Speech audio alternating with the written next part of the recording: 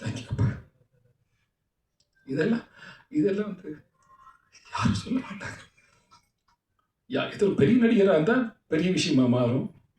இன்னைக்கு RK Chellumani sir சொன்ன மாதிரி ஒரு ஒரு சராசரி நடிகன் ஒரு இன்னைக்கு எங்களை முடிவு பண்ணுறது, என்ன முடிவு பண்ணுறது குறிப்பாக சொல்லலாம்.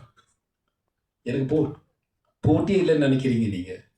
இந்த படம் பார்த்தீங்களா, மெட்ராஸ் மாஃபியா கம்பெனி, இந்த இந்த இடத்துக்கு என்னை தள்ளிவிட்டது யாருன்னு நினைக்கிறீங்க?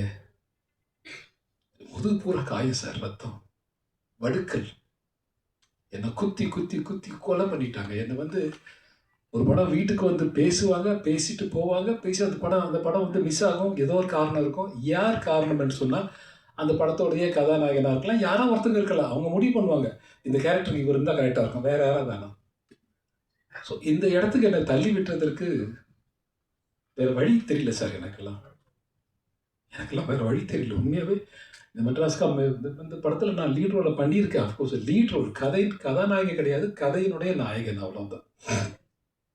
ஸோ அதனால் வந்து தயவு செய்து வந்து கலையை கலையாக பாருங்கள்.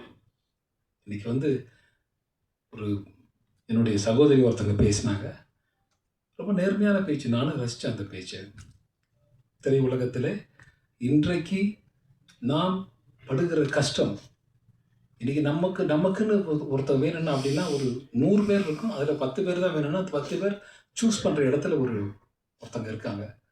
அதனால் தயவு செய்து ஆர்கே செல்லுமணி போல, உதயகுமார் போல, பேரரசுலாம் வந்து இன்னைக்கு ஒரு மிகப்பெரிய இயக்குனர் தான், இல்லைன்னு சொல்லலை. ஆனால் நம்மளுடைய சாபக்கேடா என்ன காரணம்னு தெரியல, ஒதுக்கி வச்சுட்டு இந்த பக்கம் ஒருத்தரை செலக்ட் பண்ணுறோம் நம்ம. ஸோ அதுலேயும் மிங்கிள் பண்ணி போயிட்டே இருக்கும். இந்த ஓடுற குதிரை என்றைக்குமே ஓடுன்ற மாதிரி அதில் வந்து தாண்டி போயிட்டுருக்கோம் பார்த்துட்டு. ஸோ அதனால் இந்த படத்தில் வந்து மெட்ராஸ் மாஃபியா கம்பெனி நாங்கள் வந்து குறித்த நேரத்துக்கு முடித்தோன்னா அதுக்கு முதல் காரணம் என்னுடைய இயக்குனர்.